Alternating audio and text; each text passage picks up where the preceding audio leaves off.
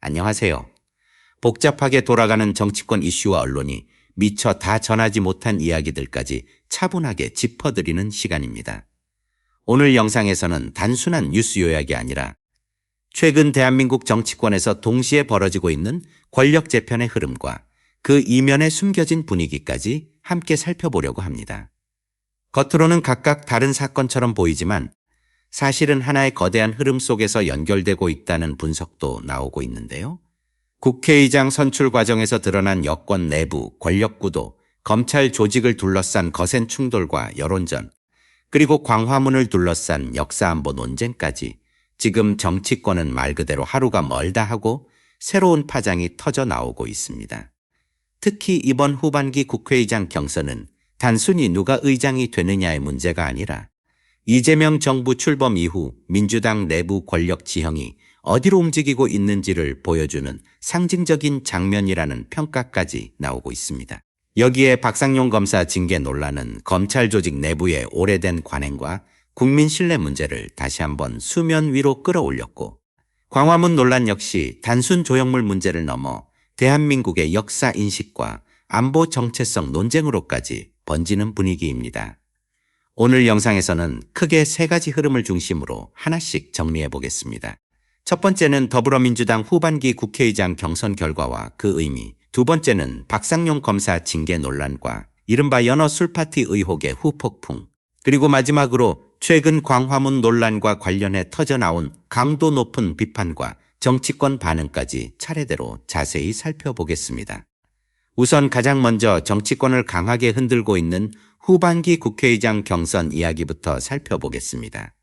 이번 결과는 단순히 국회의장 한 명이 결정된 수준을 넘어 앞으로의 여권 권력 지형과 민주당 내부 질서가 어디로 흘러갈지를 보여주는 상징적인 장면이었다는 평가까지 나오고 있습니다. 정치권에서는 경선 전부터 이미 이번 승부의 핵심은 결국 명심의 방향이라는 말이 끊임없이 흘러나왔는데요. 여기서 말하는 명심은 바로 이재명 대통령의 의중을 뜻하는 표현입니다. 실제로 민주당 내부에서는 투표 직전까지도 친명계 의원들의 움직임과 대통령실 분위기를 두고 여러 해석이 쏟아졌습니다. 특히 일부 의원들 사이에서는 이번 경선 결과가 단순한 자리 경쟁이 아니라 향후 당내 권력 서열을 결정짓는 시험대가 될 수 있다는 말까지 돌 정도로 긴장감이 상당했다고 전해집니다. 그만큼 이번 선거는 겉으로 드러난 것보다 훨씬 정치적인 의미가 컸다는 이야기입니다. 그리고 결국 결과는 예상보다 훨씬 빠르고 강하게 나왔습니다. 22대 국회 후반기 국회의장 후보 경선에서 조정식 의원이 결선 투표 없이 과반 득표를 확보하며 사실상 국회의장 자리를 예약한 것입니다.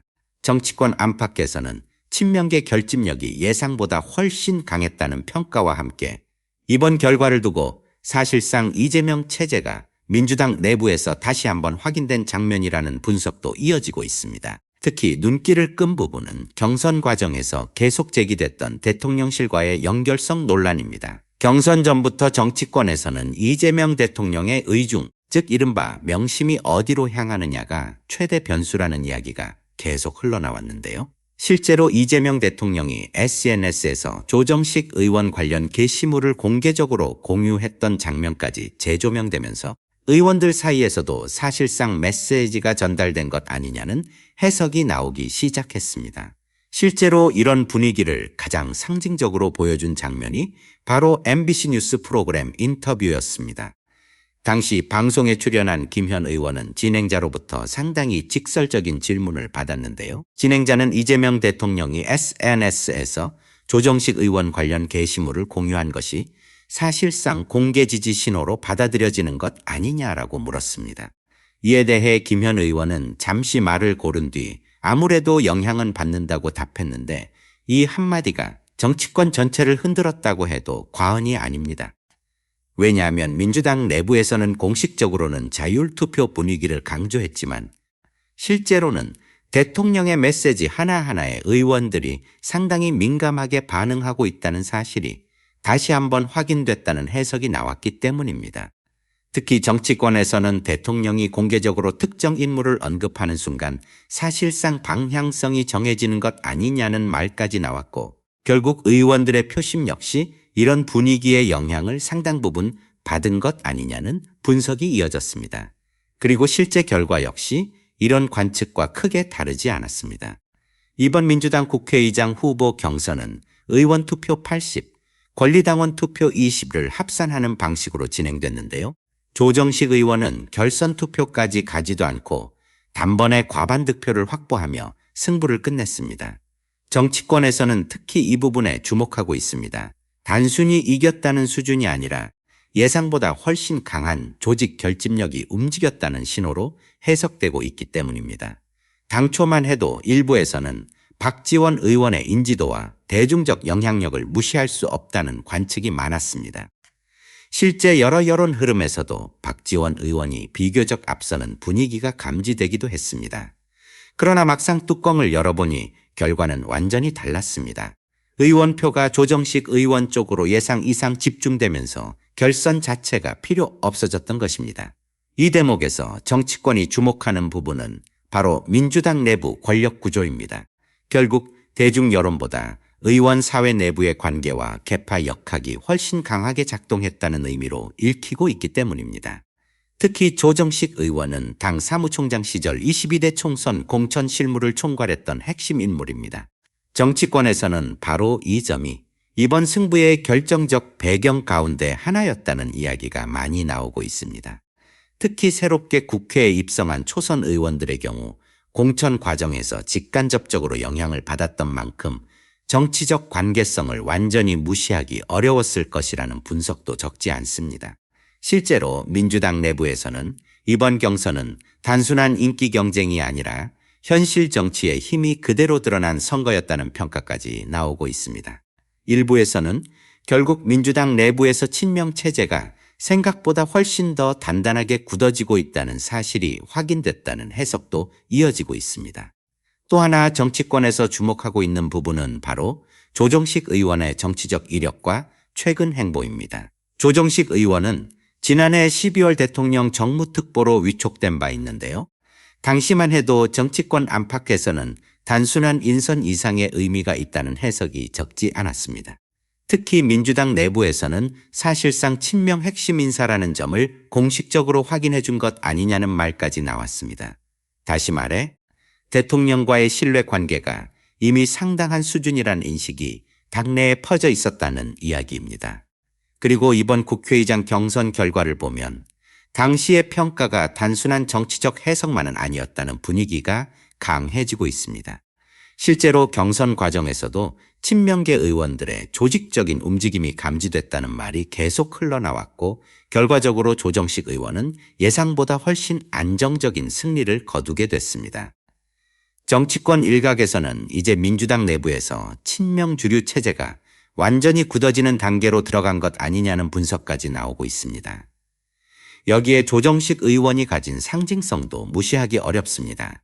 그는 민주당 내 대표적인 육선 중진 의원입니다.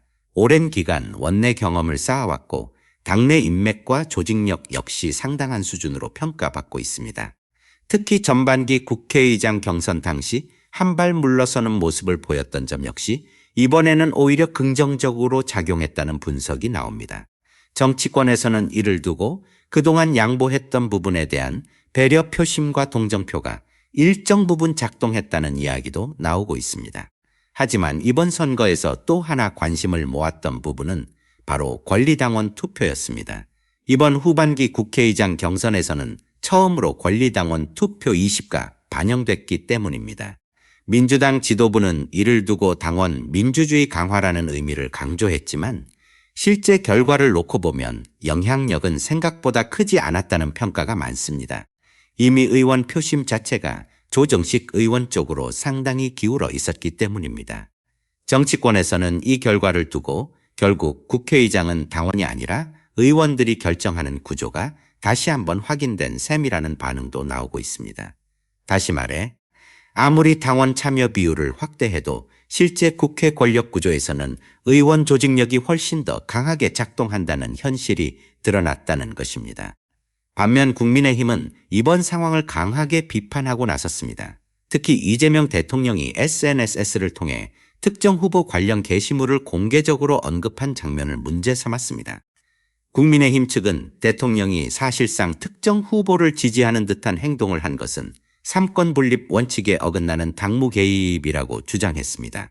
입법부 수장을 뽑는 과정에 행정부 최고 권력자인 대통령이 영향력을 행사하는 듯한 모습 자체가 부적절하다는 이야기입니다. 특히 보수 진영에서는 국회의장은 헌법상 독립성과 중립성이 중요한 자리인데 시작부터 특정 권력과 연결된 이미지가 형성되는 것은 우려스럽다는 목소리도 나오고 있습니다. 일부에서는 향후 국회 운영이 대통령실 중심으로 지나치게 흘러가는 것 아니냐는 비판도 이어졌습니다. 하지만 민주당 내부 분위기는 완전히 달랐습니다. 조정식 의원은 정견 발표에서 상당히 강한 메시지를 내놨는데요. 그는 6월 안에 원 구성 협상을 신속히 마무리하고 오는 12월까지 이재명 정부의 국정과제 입법을 백처리하겠다고 강조했습니다. 단순한 협치보다는 속도감 있는 국정 추진에 방점을 찍은 발언으로 해석됩니다. 이어 그는 후반기 국회는 이재명 정부와 함께 대한민국 대전환을 완성해야 한다고 말하며 강한 추진 의지를 드러냈습니다. 정치권에서는 이 발언을 두고 사실상 정부와 여당이 완전히 한 몸처럼 움직이는 일체형 국정 운영을 예고한 것 아니냐는 분석까지 나오고 있습니다. 특히 친명계 지지층에서는 드디어 강한 추진력을 가진 국회 체제가 만들어졌다는 기대감도 커지는 분위기입니다. 한편 이번 후반기 국회원 구성 과정에서는 국회의장뿐 아니라 부의장 자리 경쟁 역시 적지 않은 관심을 모았습니다. 먼저 민주당 목 국회부의장 후보로는 사선 남민순 의원이 선출됐는데요. 당내에서는 비교적 안정적인 결과라는 평가가 나왔습니다. 반면 국민의힘 내부에서는 예상보다 치열한 경쟁이 펼쳐졌습니다. 국민의힘 목 국회부의장 후보로는 박덕흠 의원이 최종 결정됐는데 이날 열린 의원총회에서 총 101명 가운데 59표를 확보하며 과반 지지를 얻었습니다. 정치권에서는 특히 이 결과를 두고 당내 세력 구도가 다시 한번 드러났다는 해석도 나오고 있습니다. 박덕흠 의원이 비교적 안정적으로 승리하면서 현재 국민의힘 내부 주류 흐름이 어느 방향으로 움직이고 있는지 확인됐다는 이야기입니다. 반면 경쟁에 나섰던 조경태 의원은 고배를 마시게 됐습니다. 특히 최근 조경태 의원이 부산 지역에서 했던 일부 발언들이 적지 않은 논란을 불러왔던 점도 영향을 미쳤다는 분석이 나오고 있습니다. 당시 조경태 의원은 특정 정치 성향을 겨냥한 발언으로 논란의 중심에 섰는데 이후 당내 분위기가 급격히 냉각됐다는 이야기가 흘러나오기도 했습니다. 정치권 안팎에서는 결국 민감한 시기에 나온 발언 하나가 표심에 적지 않은 영향을 준 것 아니냐는 반응도 이어졌습니다. 한편 이번 국회의장 경선에서 패배한 박지원 의원은 결과 발표 직후 비교적 담담한 입장을 내놨습니다. 그는 민심과 당심에서는 압도적인 지지를 받았지만 결국 의원들의 선택을 받지 못했다며 결과를 수용하겠다는 뜻을 밝혔습니다. 정치권에서는 박지원 의원 특유의 노련한 대응이라는 평가도 나오고 있는데요. 공개적으로 강한 불만을 드러내기보다는 차분하게 현실을 받아들이는 모습을 보였다는 것입니다. 특히 박지원 의원은 고 김대중 전 대통령을 언급하며 DJ께서 늘 국회의원직 자체가 최고의 명예라고 말씀하셨다고 회상했습니다. 이어 당직도 중요하고 국회 직책도 중요하지만 결국 의원으로서 국민을 위해 충실히 일하는 것이 가장 중요하다고 하셨던 말씀을 기억한다며 앞으로도 의정 활동에 최선을 다하겠다고 밝혔습니다. 정치권에서는 이 발언을 두고 패배 속에서도 원로 정치인다운 품격을 보여준 장면이라는 평가도 나오고 있습니다. 김태년 의원 역시 결과 발표 이후 지지자들에게 감사 메시지를 전했습니다. 그는 모든 것은 자신의 부족함 때문이라며 이번 과정 자체가 개인적으로도 매우 뜻깊은 시간이었다고 밝혔습니다. 이어 자신을 지지해준 의원들과 당원들에게 감사의 뜻을 전하며 보내준 조언과 격려를 오래 기억하겠다고 말했습니다. 하지만 정치권 일각에서는 이번 결과 자체보다 그 이후 나타난 민주당 내부 분위기에 더욱 주목하고 있습니다. 특히 이번 경선을 계기로 친명 체제가 예상보다 훨씬 강하게 자리 잡고 있다는 평가가 이어지고 있기 때문입니다. 일부에서는 이제 민주당 내부에서 비명계나 중립 성향 의원들의 입지는 더욱 좁아질 수 있다는 전망까지 나오고 있습니다. 실제로 온라인 친명 지지층에서는 이번 결과를 두고 상당히 강한 환호 분위기가 형성됐습니다. 커뮤니티와 SNS에서는 이재명 정부와 호흡을 맞출 강한 국회 지도부가 완성됐다는 반응이 이어졌고, 일부 강성 지지층은 이번 경선을 사실상 친명계 결집의 승리로 해석하는 분위기도 보였습니다. 반면 비명계 성향 지지자들 사이에서는 당내 다양성이 줄어드는 것 아니냐는 우려도 함께 나오고 있는 상황입니다. 이어서 두 번째 이슈로 넘어가 보겠습니다. 최근 정치권과 검찰 내부를 동시에 흔들고 있는 박상용 검사 징계 논란입니다. 단순한 내부 감찰 문제가 아니라 검찰 조직 전체의 신뢰 문제와 정치권 공방까지 한꺼번에 얽히면서 파장이 점점 커지고 있는 상황인데요.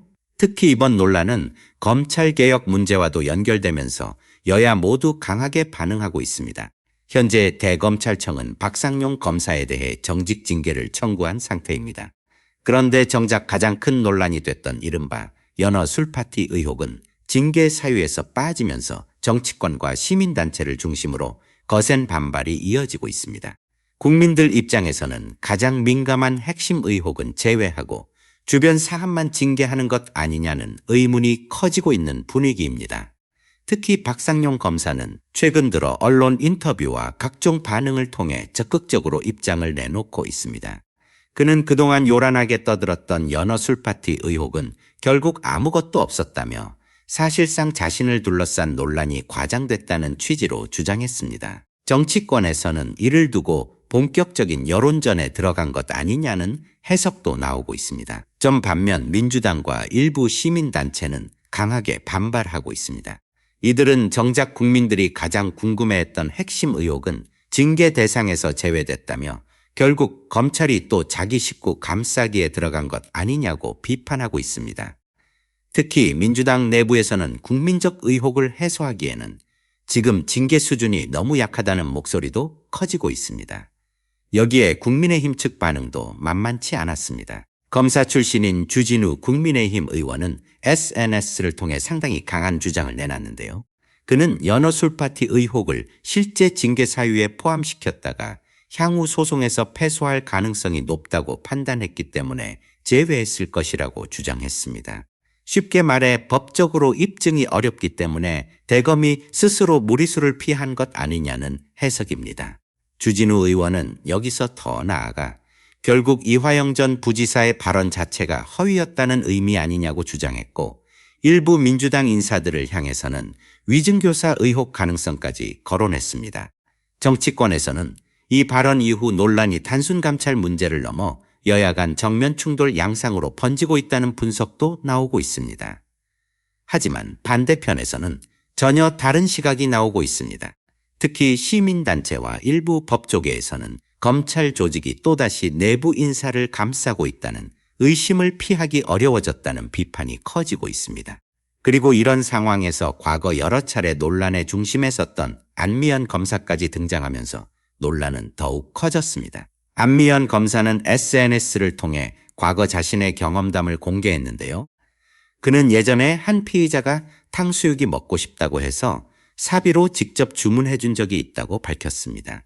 이어 구속되면 한동안 탕수육을 먹지 못할 텐데 야박하게 거절하기 어려웠다고 설명하며 사실상 박상용 검사를 두둔하는 듯한 취지의 글을 올렸습니다. 그런데 이 발언이 오히려 또 다른 논란을 불러왔습니다. 안 검사는 참고로 탕수육을 먹고도 피의자는 자백하지 않았다고 덧붙였는데요.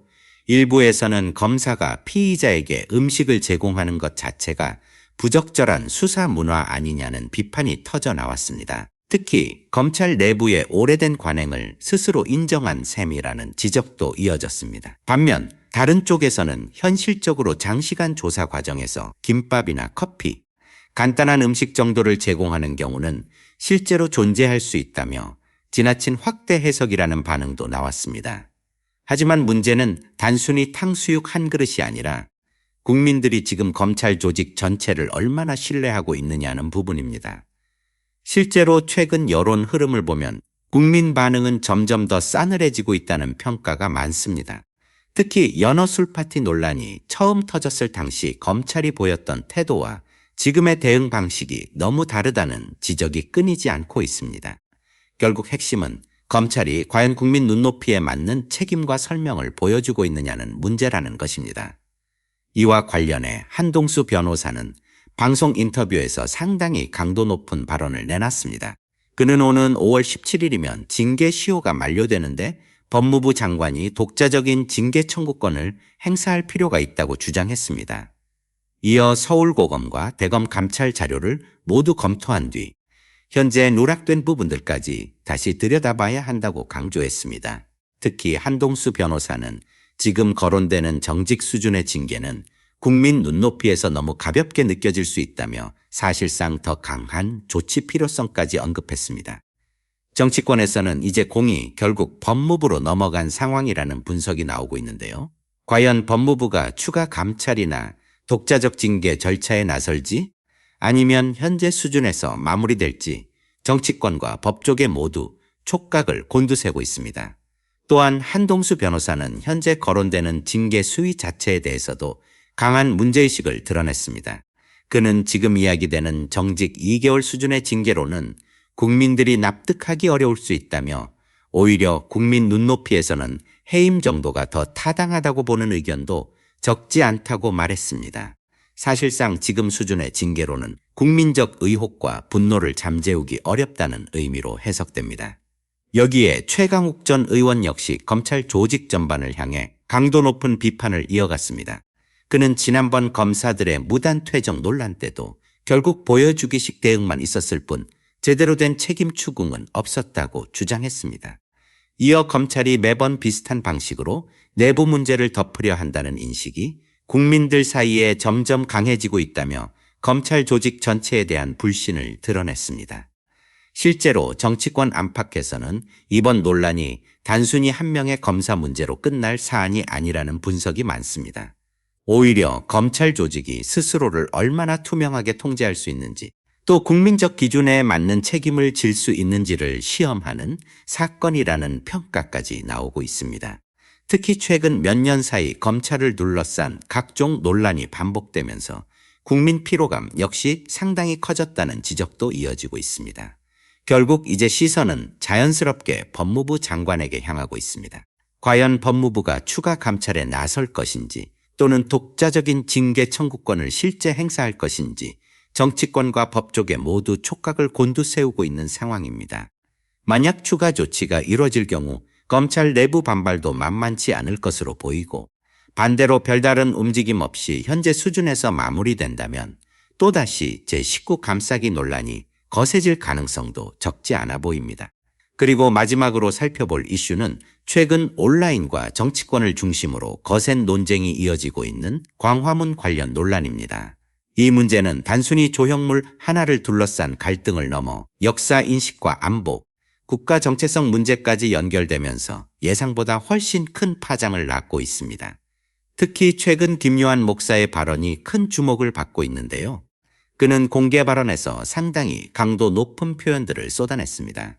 단순히 비판 수준을 넘어 전쟁의 진실이 아니라 환장이라는 표현까지 사용하며 강경보수 정치 세력을 정면으로 비판했습니다. 정치권에서도 표현 수위가 상당히 강하다는 반응이 나올 정도였습니다. 김요한 목사는 특히 과거 자유당과 박정희 시절 공화당, 전두환 시절 민정당, 그리고 현재 국민의힘까지 하나의 흐름으로 연결지으며 전쟁과 안보를 정치적으로 이용해온 세력이라고 주장했습니다. 그는 정작 전쟁이 벌어지면 가장 먼저 도망갈 사람들이 평소에는 전쟁 분위기를 조장한다고 말하며 강한 비판을 이어갔습니다. 또한 그는 오세훈 서울시장을 직접 겨냥하며 광화문 광장에 외국 군대를 상징하는 조형물을 설치한 것에 대해 대한민국 스스로의 자존심을 훼손하는 행위라고 주장했습니다. 특히 대한민국 수도의 중심부인 광화문에 외국 군대를 상징하는 구조물을 세우는 것 자체가 매우 부적절하다는 입장을 강조했습니다. 이어 그는 대한민국이 이미 세계적인 경제 강국이라는 점을 강하게 언급했습니다. 반도체와 자동차, 철강, 조선, 항공산업까지 갖춘 몇 안 되는 국가이며 문화적으로도 음악과 드라마, 영화, 음식 등 다양한 분야에서 세계적인 영향력을 가진 나라라는 점을 강조했습니다. 그러면서 이 정도 역량과 자부심을 가진 나라가 왜 수도 한복판에서까지 외국 군대를 상징하는 구조물을 통해 스스로를 낮춰야 하느냐고 반문했습니다. 특히 그는 대한민국 민주주의 역사에 대해서도 강하게 언급했습니다. 대한민국은 시민들의 평화적인 힘으로 독재 정권을 끌어내린 경험을 가진 나라라며 이것이 세계적으로도 드문 역사적 경험이라고 강조했습니다. 이 발언은 온라인상에서도 상당한 공감을 얻고 있는데요. 일부 시민들은 대한민국 스스로의 역사와 민주주의에 대한 자부심을 더 강조해야 한다는 반응을 보이고 있습니다. 반면 보수 진영에서는 전혀 다른 시각을 내놓고 있습니다. 이들은 해당 조형물이 단순히 외국 군대를 찬양하는 의미가 아니라 한미동맹과 안보협력의 상징이라는 점을 강조하고 있습니다. 또한 김요한 목사의 발언에 대해서도 안보동맹의 의미를 지나치게 왜곡하고 있다며 강하게 반박하고 있습니다. 일부에서는 현재 국제정세를 고려하면 안보 상징물 자체를 부정적으로만 볼 수는 없다는 주장도 나오고 있습니다. 결국 이번 광화문 논란은 단순한 조형물 하나의 문제가 아니라 대한민국이 앞으로 어떤 역사인식과 국가 정체성을 중심으로 나아갈 것인가를 둘러싼 사회적 충돌로까지 번지고 있는 모습입니다. 결국 지금 대한민국 정치권은 단순히 법안 몇 개를 놓고 경쟁하는 수준을 넘어섰다는 평가가 나오고 있습니다. 지금 벌어지고 있는 갈등의 본질은 역사 해석과 권력 구조, 검찰 개혁, 언론 프레임, 그리고 국가 정체성 문제까지 모두 한꺼번에 얽혀 충돌하고 있다는 점인데요. 겉으로는 각각 다른 사건처럼 보이지만 자세히 들여다보면 결국 대한민국이 앞으로 어떤 방향으로 나아갈 것인가를 둘러싼 거대한 힘겨루기가 동시에 진행되고 있는 모습입니다.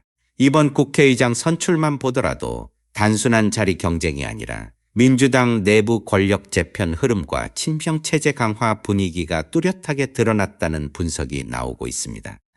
여기에 박상용 검사 징계 논란 역시 단순히 한 검사 개인의 문제가 아니라 검찰 조직 전체에 대한 국민 신뢰와 개혁 요구 문제로 확대되고 있는 상황입니다.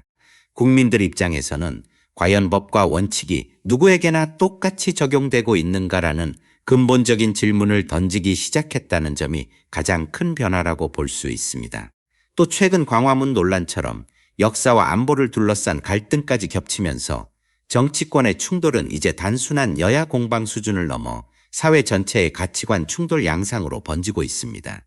특히 온라인과 유튜브, SNS를 중심으로 지지층 결집이 더욱 강해지면서 정치적 대립 역시 과거보다 훨씬 격렬해지고 있다는 분석도 나오고 있습니다. 앞으로 후반기 국회가 과연 협치와 타협 중심으로 운영될지 아니면 강한 입법 드라이브와 정면 충돌 국면으로 흘러갈지 벌써부터 관심이 집중되고 있습니다. 검찰 개혁 논쟁 역시 아직 끝난 문제가 아니라는 점에서 향후 법무부와 정치권 움직임에 따라 또다시 큰 파장이 이어질 가능성도 적지 않아 보입니다. 여기에 내년 지방선거와 차기 정치 일정까지 연결되기 시작하면 지금의 갈등 구조는 더욱 거세질 수 있다는 전망도 나오고 있습니다. 과연 대한민국 정치가 혼란 속에서도 새로운 균형점을 찾아갈 수 있을지 아니면 갈등의 골이 더욱 깊어질지 앞으로의 흐름을 계속 지켜봐야 할 것 같습니다. 오늘도 끝까지 함께해 주셔서 감사합니다. 영상이 도움이 되셨다면 좋아요와 구독, 알림 설정까지 부탁드립니다. 여러분들의 의견도 댓글로 자유롭게 남겨주시고요. 다음 영상에서는 더 빠르고 깊이 있는 이야기로 찾아뵙겠습니다. 감사합니다.